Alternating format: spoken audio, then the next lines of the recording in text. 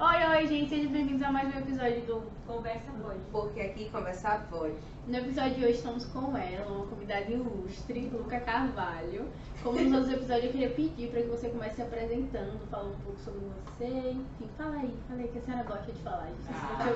Gente, boa tarde, é um prazer estar aqui com vocês. Eu sou Luca Carvalho, instrutora de educação profissional aqui do Senac. E vocês pedem para que a gente se apresente, né?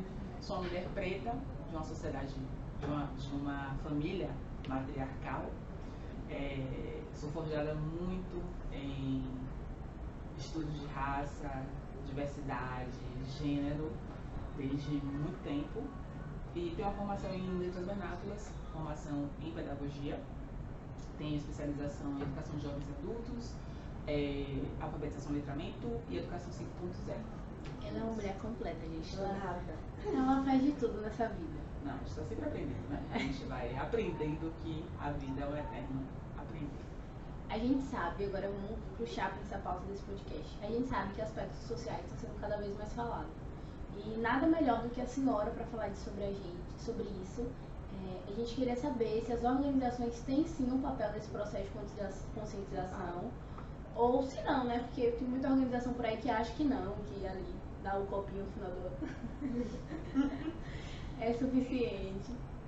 Eu acho que é uma tendência e uma realidade. Eu acho que já vai para além das tendências, né? As tendências é uma discussão aqui, uma coisa ali. Eu acho que vai já para uma efetiva transformação deste cenário dentro do mercado.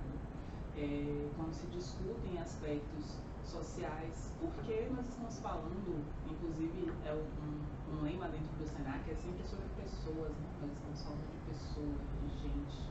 Então as organizações têm voltado o seu olhar para esse aspecto, porque ela é formada por pessoas. Então é importante que ela comece a pensar quais são as questões sociais que atendem às demandas dessas pessoas que estão dentro das organizações. Gente, para quem não sabe, Luca Carvalho, ela é uma das idealizadoras, se não a idealizadora do Afroconexões, que é um projeto que ocorre dentro do Senac, que fala sobre de um tema específico, mas diversas vertentes dentro desse tema específico. Eu queria que a senhora falasse sobre como essa ideia, como esse projeto surgiu, como ele foi aceito dentro da organização, se houve alguma dificuldade dele ser implementado ou não. Bem, o Afroconexões, com esse nome, ele surge, acho que em 2021, mas ele, na verdade, é uma decorrência de uma série de atividades que nós já fazíamos dentro do mês de novembro, em função da consciência negra, que surge também por uma necessidade de falar sobre essas questões das pessoas que formam o Senac, desde os colaboradores até os estudantes. E que surge também de uma atividade que eu fiz na escola municipal a qual eu sou ligada.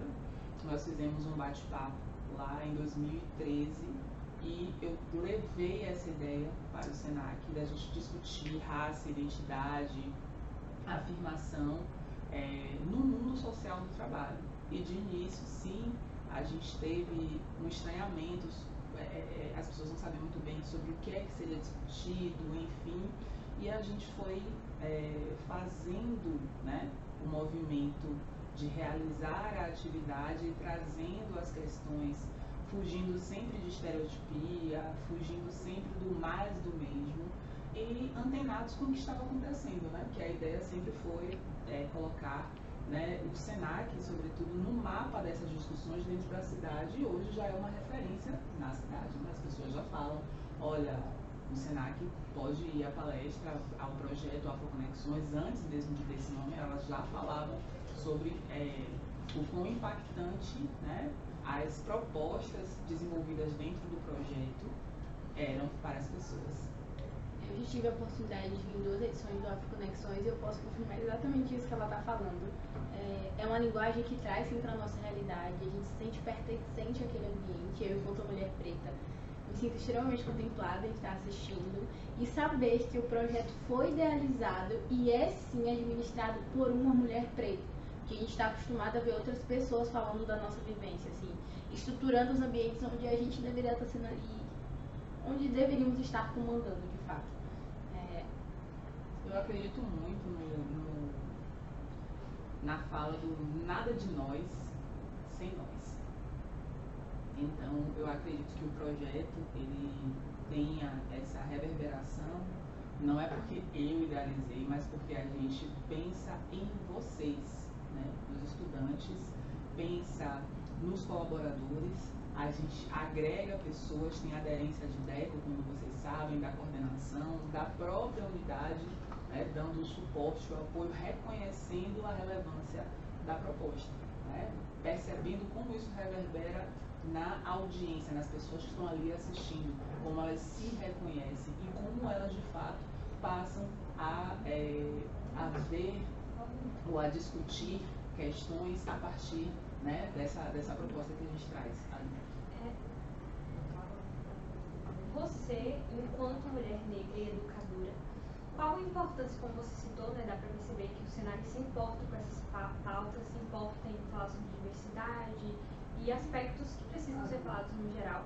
E para você, qual é a importância de trabalhar numa organização que se preocupa com essas pautas? Eu posso trazer para você o cenário de antes dessas discussões e o cenário agora, né?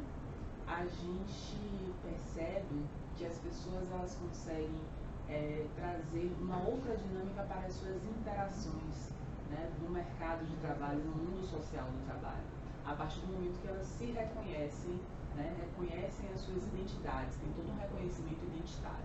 Então elas se percebem enquanto sujeitos, né? Existe uma afirmação nesse processo que é importante para o jeito, o modo como ela performa nos ambientes em que ela está. Então,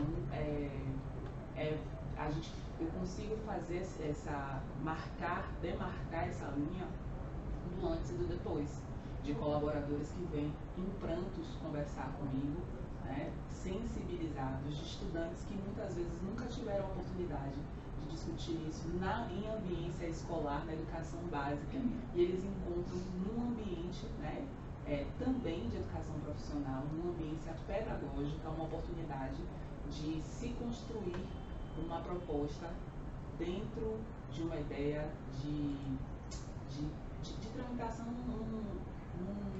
numa seara crítico-reflexiva, sem estereotipia. Eu tinha sempre esse cuidado quando eu desenhava, né, a proposta, da gente não recair em estereótipos, da gente fazer com que as pessoas saíssem daquele espaço com um diferencial, saíssem diferentes de como entraram, que aquilo fosse de fato. Entender que somos muitos, né? Assim, sim, muitos, exatamente. A ideia é essa.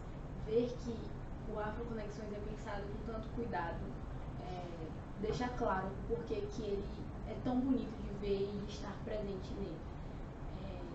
A senhora começou a sua fala falando de que a senhora é uma mulher preta, que era voltada para o estudo de gênero e de raça. Eu queria perguntar para a senhora o que seria esse estudo de gênero e em que ele está ali sendo, como é que eu posso dizer isso? Em que parte está a sua pesquisa, podemos dizer assim? Eu comecei a curiosidade sobre os estudos de gênero e de raça quando eu estudava na UNEB, né? Lá no final dos anos 90. E aí, nas matérias que nós tínhamos correlatas, porque eu fiz ciências contábeis, que eu não concluí, mas ciências contábeis todos pensam que é uma ciência, é uma matéria exata, é da área de exatas, mas não é uma ciência social aplicada. E com isso a gente tem diversas disciplinas, como antropologia, filosofia, e esse aspecto social sempre me chamou a atenção, né? Pensar o estudo de raça, pensar o estudo de gênero. Em 2014 eu fiz um outro vestibular já graduada, e era bacharelado em gênero e diversidade. E eu também, apesar de ter um conhecimento vago daquilo, me chamava a atenção a ideia, né, a proposta.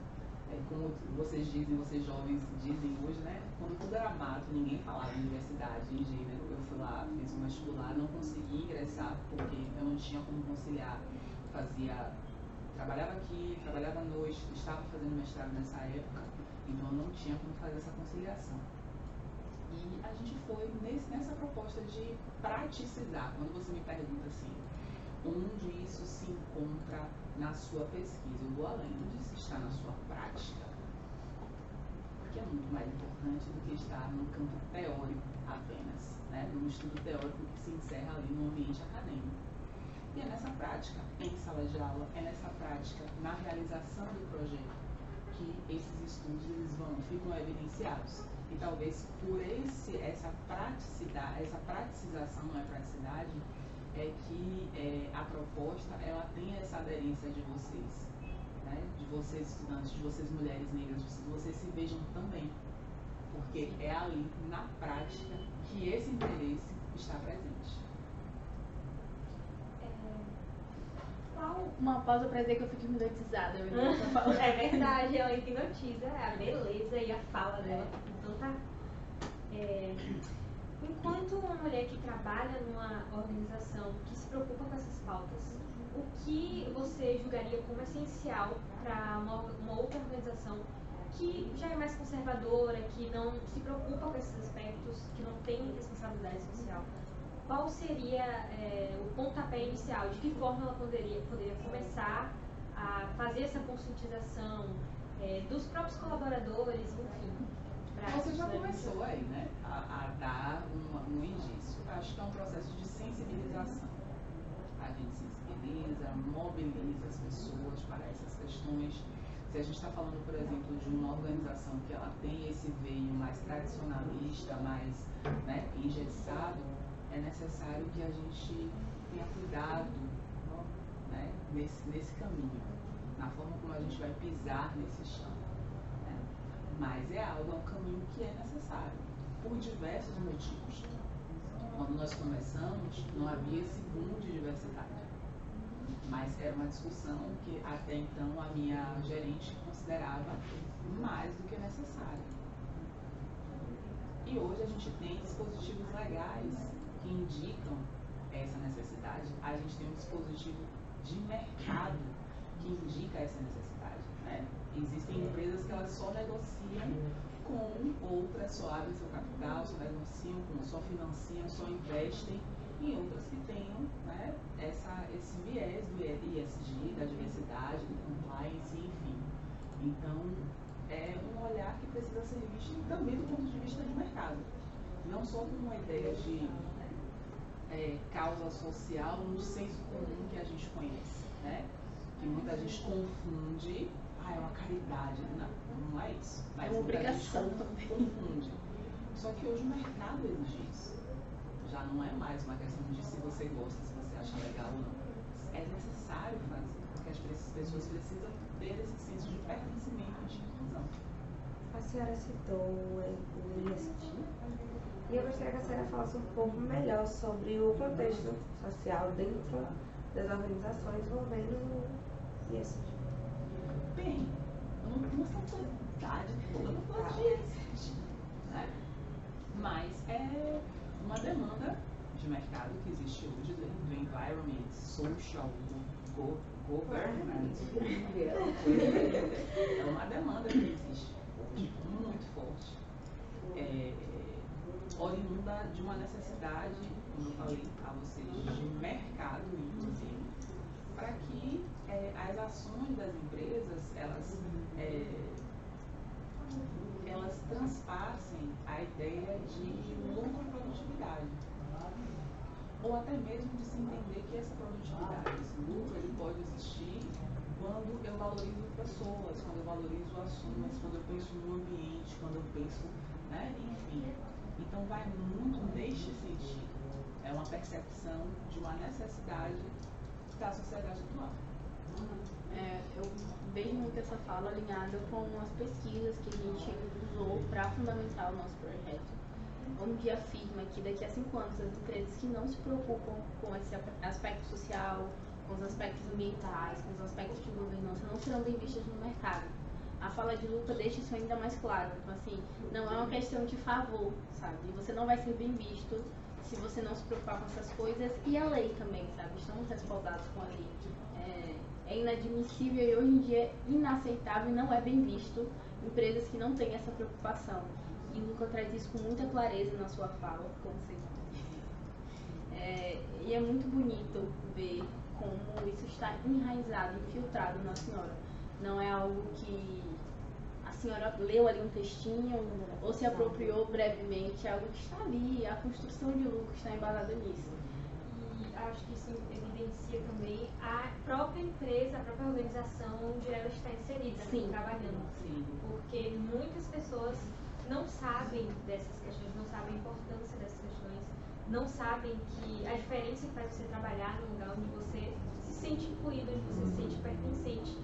E as empresas, você citou perdas, não serem bem vistas e tal, eu acho que essa questão de não ser bem vista, a gente pensa muito no consumidor, no cliente, digamos, mas também na questão de colaboradores, porque quem quer trabalhar numa organização onde você não se vê ali, onde você é desrespeitado. Antigamente era muito do pensamento de deixe quem você é em casa e Exato. venha fazer as suas coisas. Imagine se Luca, com toda essa construção dela, todo esse conteúdo que ela carrega, tivesse que deixar isso pra trás. O tanto que o Senac estaria Você perdendo. feliz essa fala aí, né? Era da cultura organizacional, separe o pessoal do profissional. Você precisa saber separar. Só que não existe essa dualidade, né? O que você faz profissionalmente tem sim uma carga do que você é, da sua subjetividade e vice-versa. Eles estão ali imbricados, então não existe essa dicotomia, né? Pessoal e profissional. Não existe. Né? A minha profissão, eu trago a minha subjetividade e na minha subjetividade também tem a minha escolha, né? A minha trajetória profissional. E quando você deixa quem você é em casa, nessa fala, você acaba não conseguindo ter um bom rendimento no trabalho. Porque se você não é você, então você é quem ali? Sabe? E as empresas. Ele falou, parece que você gravou um textinho. Isso, parece que você está ali ensinando. Mas eu adoro essa frase porque ela só funciona pro que você deixa em casa. Mas assim, o trabalho você tem que levar pra casa. Você é. Deixa quem você é, mas o trabalho você leva pra casa. Pois é. Na verdade não existe isso, né? É engraçado que eu vi isso num filme, Acredite, de Julia Roberts, em que ela encarna um filme em que ela encarna uma advogada, Erin Brockovich, e alguém diz isso a ela, você está sempre trazendo problemas pessoais para cá. E ela diz, como é isso? Como assim? Ela faz esse questionamento. A partir desse trabalho que meus filhos comem, que eu crio as crianças, que eu me desenvolvo. Então não me peça para separar o pessoal do profissional, porque as duas coisas elas caminham juntas. Né? Elas caminham juntas e podem e devem caminhar juntas, sim. E um ponto muito importante de trazer diversidade na organização é que quando você pode ser quem você é, sem medo de ser desrespeitado, de ser até mesmo desligado em casos mais graves, de ser reprimido de alguma forma, você consegue dar o melhor de si, porque na diversidade a gente consegue fazer muita coisa. Uma empresa são pessoas que vão estar ali gerindo, então cada um vai ter a sua individualidade, cada um vai ter o seu jeito, as suas particularidades, as suas diferenças. Então, quando você faz um trabalho livre, sendo quem você é, respeitando quem você é, tem outra coisa que você se obtém daquele trabalho ali. Você não precisa ficar preocupado se vai ser descoberto em algum momento sobre algo que não tem por que a gente ficar condenando. E isso não é só a gente estar dizendo, né? Se a gente for olhar as empresas que são referência de mercado, são empresas que têm essa preocupação, são empresas que têm diversidade. Porque assim, mas eu não sou uma empresa que lida diretamente com o público, mas você lida com outra empresa, você lida com alguém. E esse alguém tem subjetividade e subjetividades que precisam ser respeitadas. Então assim, isso vai gerar lucro, que é o que as empresas muitas vezes se preocupam. Porque assim, se você é bem visto pelos seus clientes, há uma fidelização desses clientes. Se você é bem vista pelas outras organizações, há uma fidelização dessa troca. Então assim, é o que eu sempre digo, não é um pensamento de que é um favor e não é um pensamento de que vamos se preocupar porque está em pauta. é uma preocupação que tem que ser levada para sempre, que muitas vezes foi deixada de lado pelo pensamento de que você não tem que ser pessoa no trabalho, você tem que ser máquina, você tem que trabalhar e não tô nem aí com quem você é. Acho esse pensamento péssimo. E aí entra o que você acabou de falar, né, anteriormente. Separa o pessoal do profissional. E quando você não tem essas práticas de ESG, você está preocupado com o que a pessoa faz na intimidade fora dali. Mas exatamente. A separação é só quando há uma conveniência. É sempre um pensamentinho de que até onde for legal pra mim, tem que ser legal pra você também. E essa questão de empresas que só se preocupam com o dinheiro. Por exemplo, empresas que estão tentando se inserir nas práticas, na cultura de ESG, mas a visão real dela é apenas o dinheiro. Isso também não vai funcionar.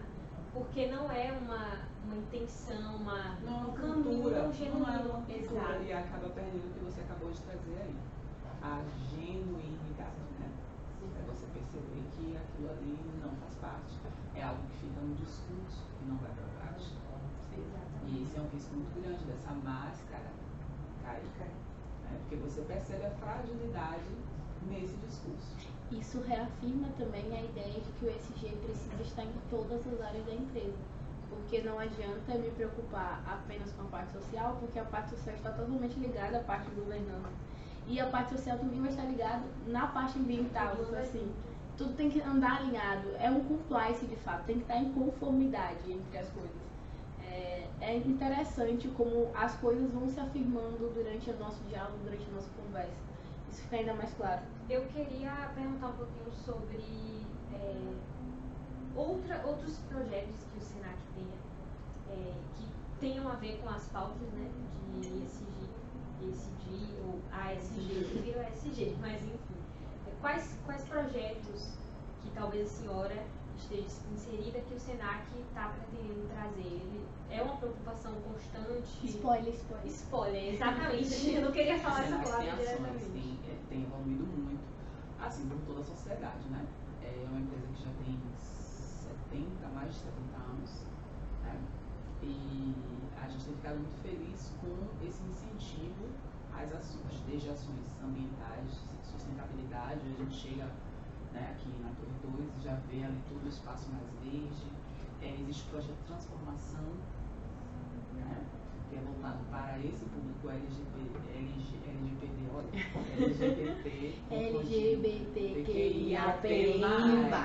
Não, é porque eu confundi com a LGBT.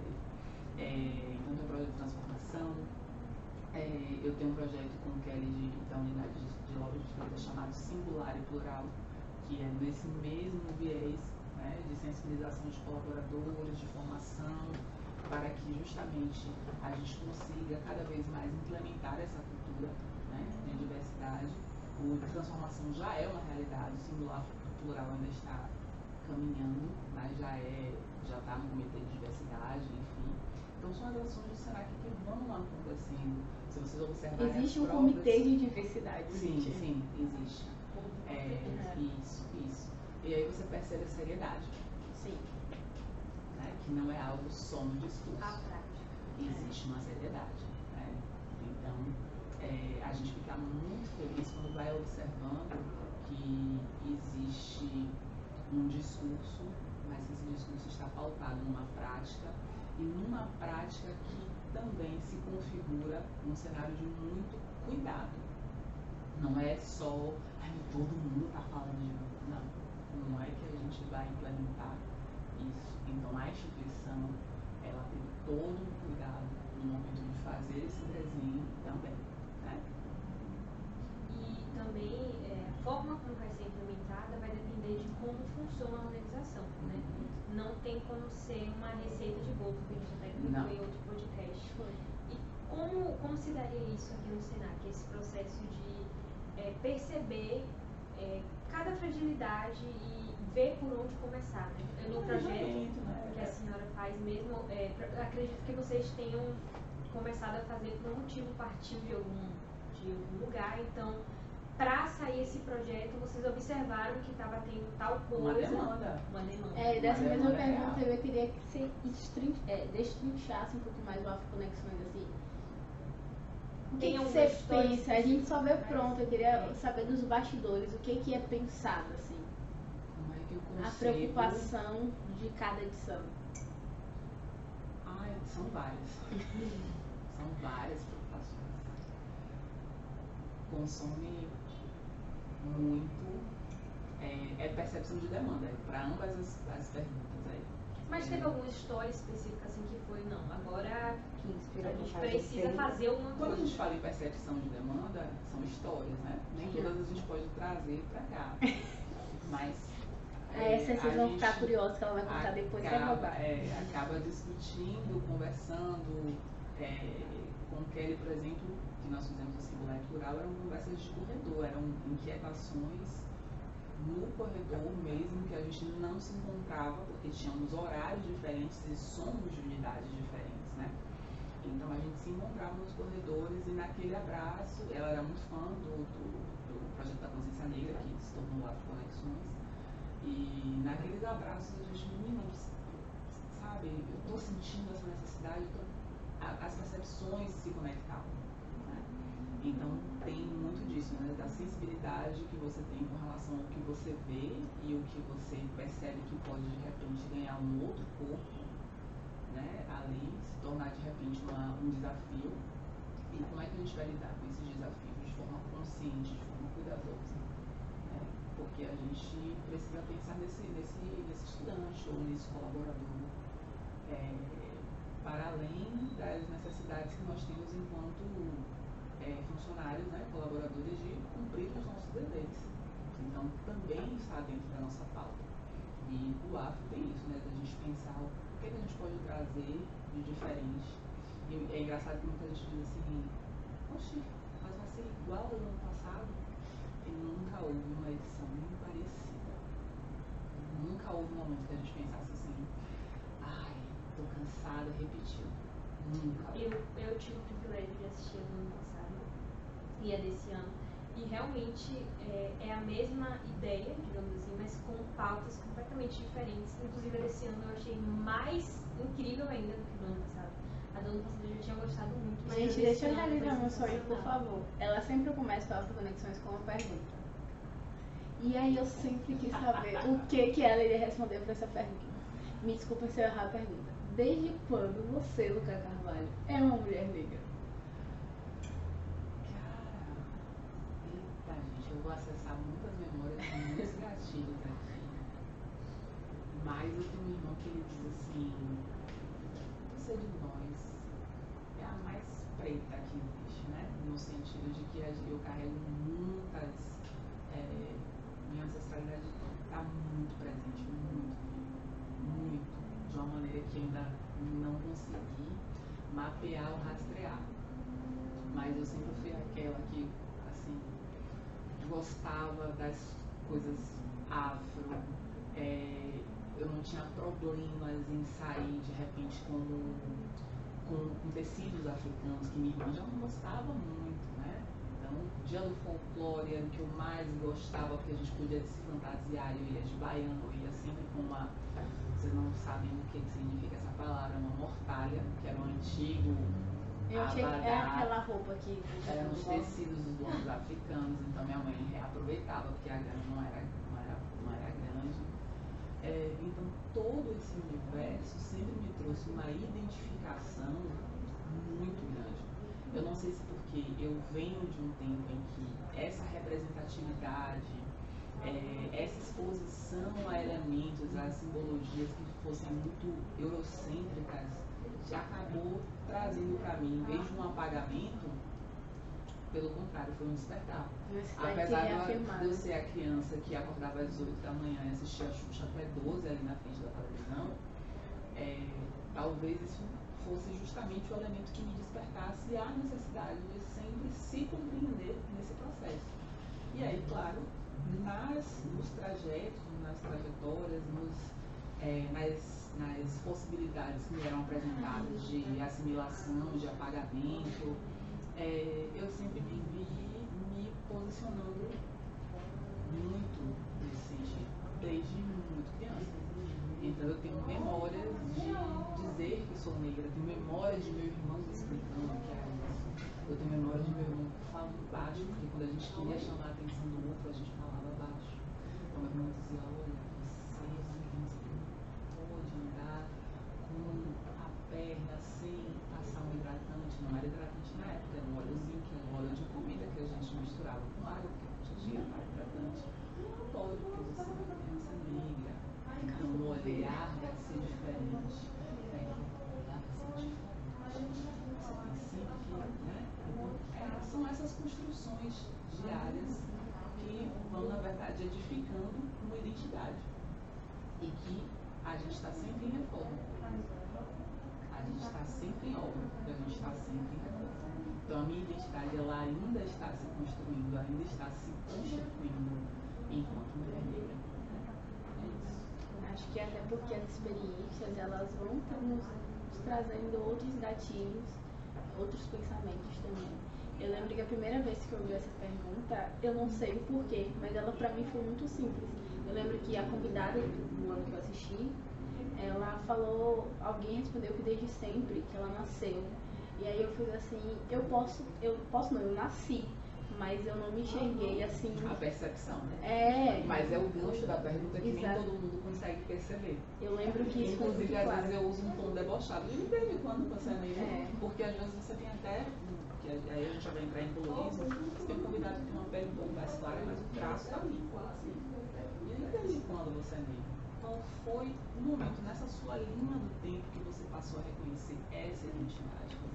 E isso vale para diversas pessoas, porque tem gente retina que leva tempo para se perceber. Tem pessoas retinas que têm dificuldade em se pronunciar e se afirmar. Sim. Eu lembro que na minha família você podia ser tudo, você podia ser moreno, você podia ser cabo verde, você podia ser qualquer cor. Marrom bombom, Marrom bombom. rapadura, pé de moleque. Eu lembro que uma vez eu fiz assim pra minha vovó, eu sou preta, eu sou negra. Ela falou assim, não, você é cabo verde, você é morena, que você não é muito escura.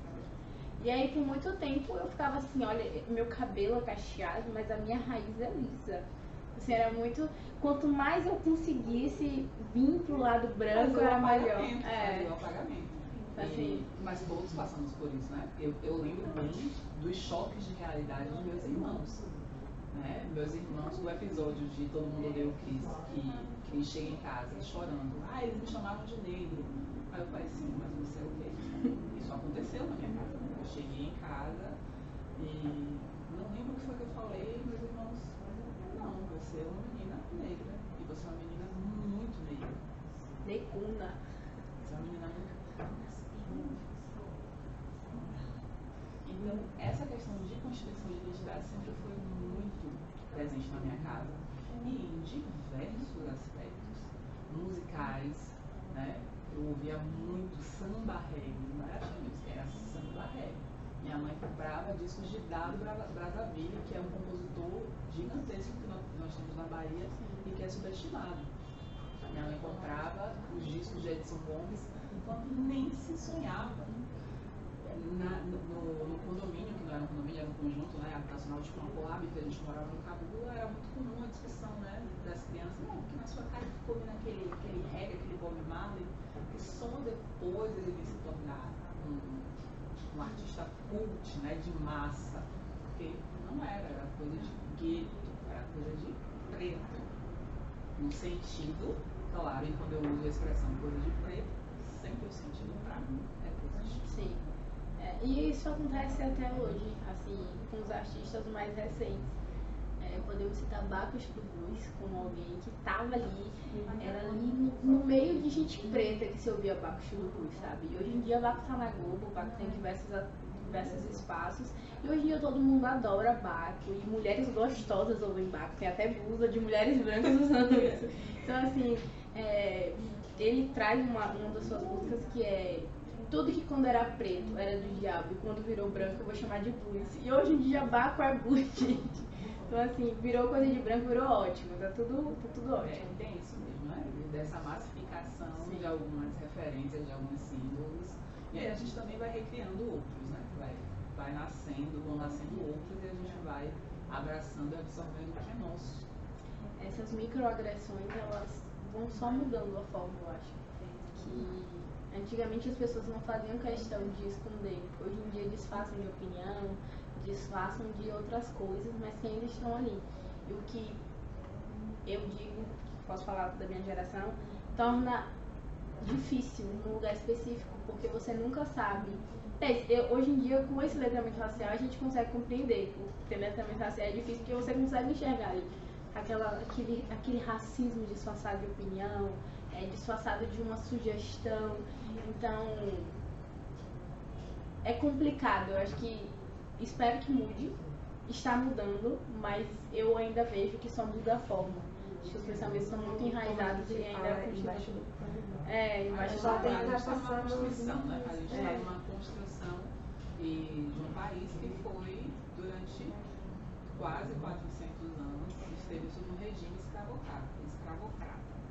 Então, se libertar desses grilhões, literalmente, né, da escravidão, não é uma tarefa fácil, né? Mas a gente tem evoluído muito.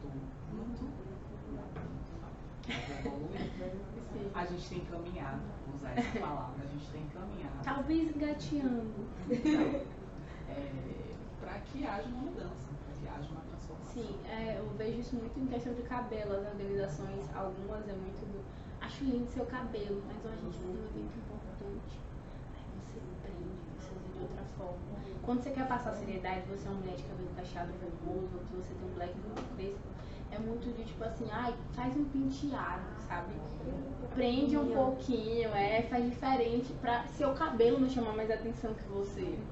É complicado, assim, a gente vê mulheres. E você acabou de falar, né, das violências simbólicas, das microagressões que são presentes e que nos marcam muito. Juliana, que é uma mulher que já teve o cabelo enorme, quando foi que te pediram pra arrumar o cabelo pra ir pra algum lugar? Nunca. E é engraçado como essas pessoas elas fazem isso, fazem essas práticas de maneira recorrente e elas não conseguem reconhecer os efeitos dessa agressão, né? E aí vem a ideia de que, bobagem, mimimi, isso que você está fazendo. Eu não falei nada de nada, isso. Eu só disse que era pra frente. Isso deu uma pequena sugestão. Porque tudo agora virou uma pauta social.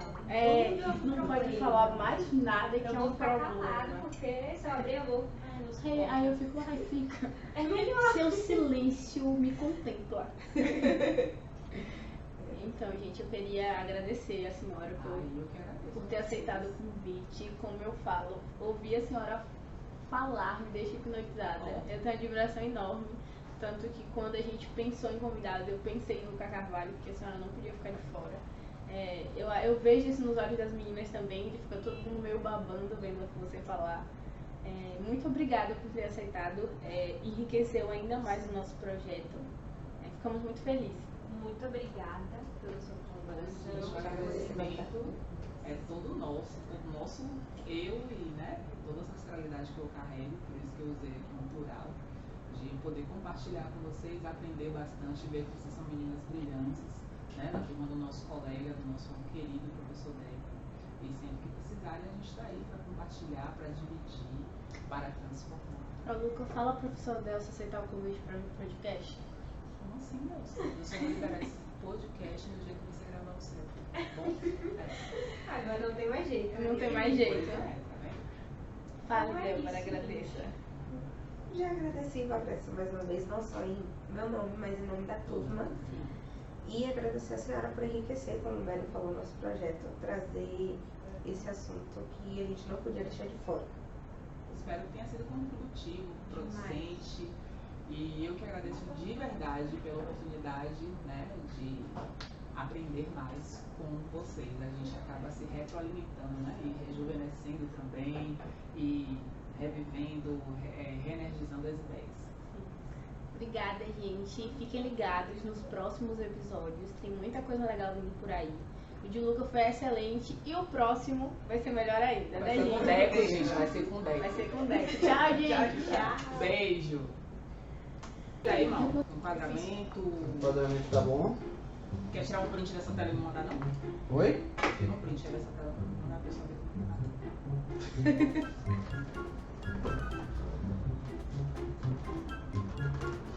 Aí. Ele tem que cabeça grande. Nossa, mas agora acabou com minha autoestima. A testa. Meu Deus, eu nunca mais dei um podcast com a autoestima no meio. Peraí. Jesus, por que que eu tentei? Peraí, eu tenho que ficar como? Não, Alguém troca de lugar comigo, por favor. Débora, troca de lugar comigo, amiga. Não quero, amiga. Não, A só minha não é melhor. grande. Sai. Sai. Entrega seu copinho. A minha cabeça é muito grande. Eu Peraí, eu esqueci fingi, disso. viu? Não, Tá tá bom. Vários ajustes aqui. Ô, Pro, a senhora foi um ônibus agora, eu pedi pra tirar. Eu não tenho mais a idade de vocês. Quando eu tinha a idade de vocês, era só um É esse o motivo que eu O faço. rímel transparente. É isso. Aí, amiga. Olha Por que isso que eu diferença. solicitei uma TV pra cá, Ó. pra fazer o retorno de Bem, vida. Eu também acho, eu apoio. Sibeli, o professor tá falando. Porque ninguém me falou que minha cabeça tava enorme. Ele viu. Agora eu tô sem autoestima. Ah, eu não vou Isso, foi isso que eu quis dizer. Puxa o cabelo pro lado. Gente, eu não uso cabelo no meu, fui daí vou fazer uma graça. Aí, tá vendo como ficou melhor? Nossa, Gente, eu tava eu pedia na barba. É. Olha, eu também pra me auxiliar aqui. Cadê Sibeli? Aqui. Não, a Sibeli. Que tava com isso. Ah, Mudou, porque a cabeça de Porque Sibeli tava muda de tomando o bonita, podcast essa todo. foto logo. Esse povo bonito. Gente, eu vou tirar a fotinha de vocês, tá? Uns 50 pra cada canto. Se a professora Luca puder dar uma moral e seguir a gente, né? Fazer um É, repost, que eu já também vi que ela é bem famosa no Instagram É até dela, porque né? ela não pode vencer sozinha. Pelo menos quando eu assisti. Olha aí, Débora tem que encostar mais. Se não encosta aí, né? Pera aí, que minha caneta tá do lado errado. Agora a gente quer trabalhar. Eu vou ficar com o braço assim, pra não sair do braço. T-shirt.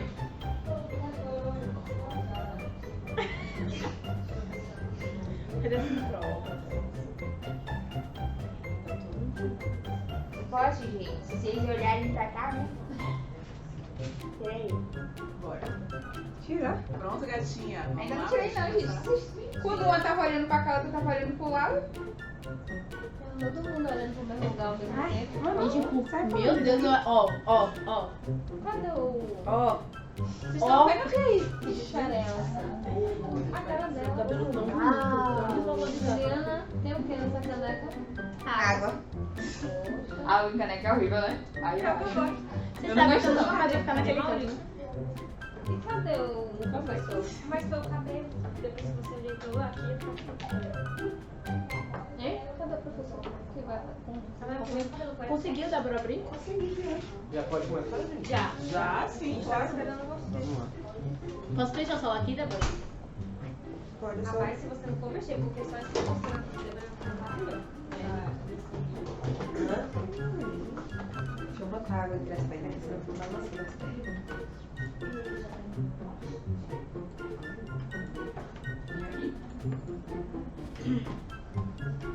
Lembrando, né? Qual é o porta-mesa? Oi, gente, sejam bem-vindos a mais um episódio do... Olha essa boa. Juliana já fez 500 vezes, mas ela não aprende, que é só falar conversa forte. Eu não acredito que você escreveu de novo. Testa aí pra ver se Juliana vai fazer certo. Oi, gente, sejam bem-vindos a mais um episódio do... Conversa pode. Porque aqui conversar pode.